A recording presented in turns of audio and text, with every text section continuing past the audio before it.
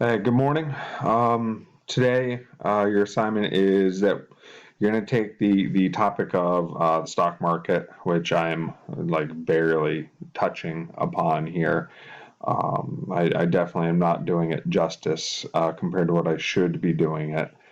But today's more of a math lesson, and I'm not going to sit here and go over a bunch of notes here. I'm mostly using my notes as a little bit of a guide to remind me to go over a couple of things. Today's assignment is really simple. If you're good at math, if this can be easy. Those of you who are not the strongest at math, you may struggle a bit. You're more than welcome to check in with me during my Google Meet session today.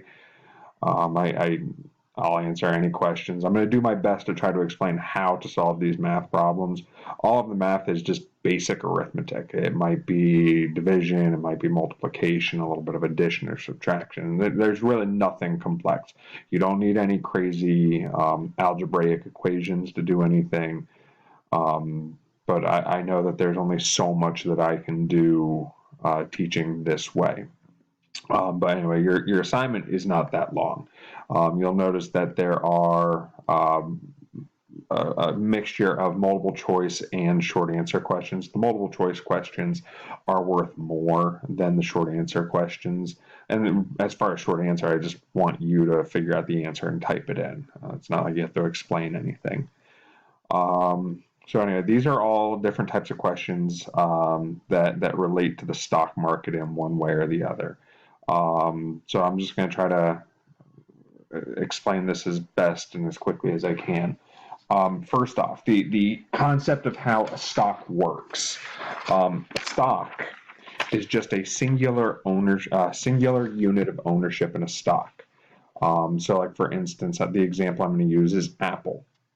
Right here, Apple. If this piece of paper represents one share of ownership, one unit of ownership, according to Friday's closing price, one share of Apple is worth $282.90. It was up $7.87 from the previous day. Now, today on Monday, I have no idea where the stocks are going to go, but if the price of the stock goes up, the value of this piece of paper could very well go up. So, for instance, if I bought this today at $282.90 and it went up to $283.90, I would have earned a $1 profit. If it goes down to $281.90, I would have lost a dollar profit. Simple arithmetic. Obviously, the more shares I own, if I own 10 shares of this and it goes up a dollar a share, then I'm going to make $10. If it goes down a dollar a share, I would lose $10. So there's that. Looking at my notes again. Now, every company is going to provide a dividend whenever they make money. All a dividend is if I look back at the notes here, is the portion of your company's profits you earn as the owner. If I buy into Apple, I am an owner of Apple. If they make a profit, I deserve a portion of that profit. Now, the dividend is that portion of the profit. Now, this year, right now, Apple is predicting, if I look at their stock report, their dividend is, it's usually in here somewhere. Watch it.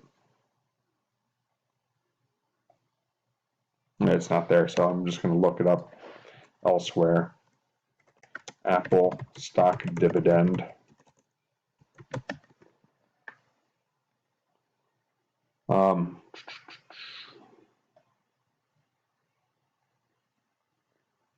I should have looked this up before I started.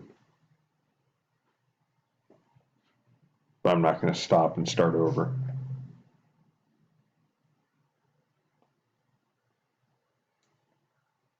All right.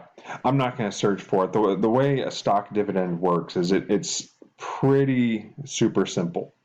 A company might, let's say Apple, if they make $1 billion profit, they take that $1 billion and divide that by the total number of shares available. That's not the math you really care about. What they might ultimately determine is that every share would earn $10 of profit, meaning that for every share you own, you would get a check for $10 in the mail. So if I own one share, one piece of paper that represents ownership, and this piece of paper earns $10 of profit, Apple's going to cut me a check, send it to me in the mail, and then I get to cash that, and it's just my money. If I own 2 shares, if the dividend payment is $10, I'm going to make $20. If I own 10 shares, I'm going to make $100 a profit. Simple multiplication on that one. Let's see here. PE ratio. PE ratio is, it stands for price to earnings ratio. What this statistic means is it's the amount of money you have to invest to typically make $1. So if I look at this stock report, I did see the PE ratio. It's listed at 22.3. What that means is it's $22.30. So for every $22.30 that you invest in Apple, you will make $1 profit. It's just to give you an idea as to like how strong the stock is. So I'm just going to look at my calculator here. If I were to invest $10,000, no, I'll do the calculator here. If I were to invest $10,000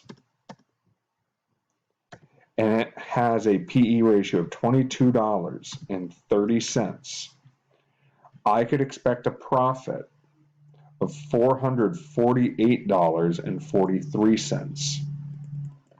Conversely, let's say I only invest $200. $200 divided by $22.30, I would make a profit of $8.97. All you do is you take the total amount of money that you're investing and divide that by whatever the PE ratio is. So I hope that makes sense. And then the last problem that I think that the last is the idea of a stock split. A stock split is simple. When a company is doing so well, the price of their stock goes up to such an extent, they might decide that it is time to cut the price in half, like literally cut it in half.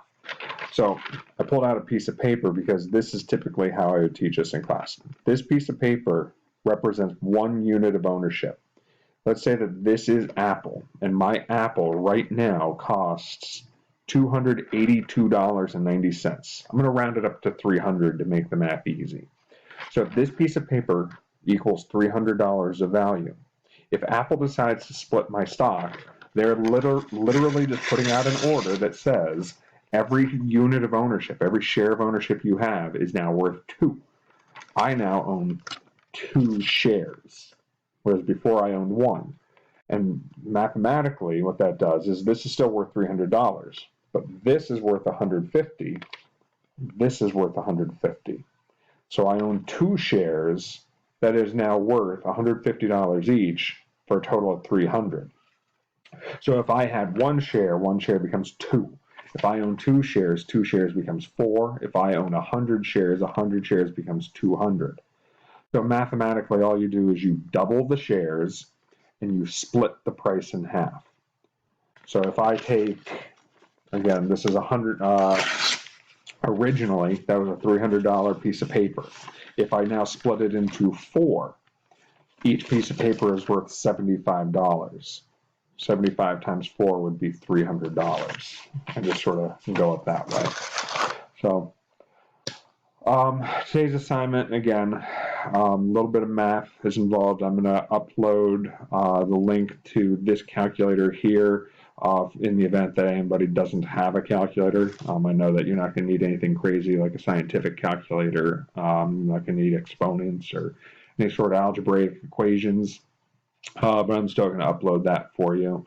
And if you have any questions whatsoever about what any of these problems may require, please feel free to reach out. I don't want to make this any harder than it needs to be.